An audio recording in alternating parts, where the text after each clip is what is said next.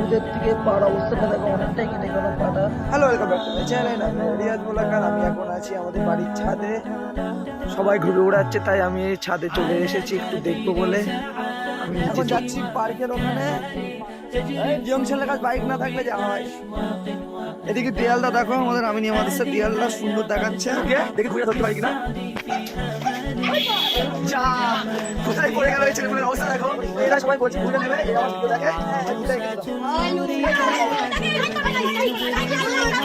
আবার একটা ঘুরে রয়েছে, এদের অবস্থা দেখো।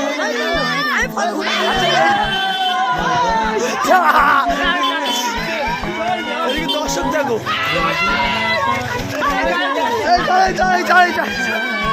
ঘুরদের থেকে পাড়া অবস্থাটা দেখো অনেকটাই কেটে গেল পাড়া।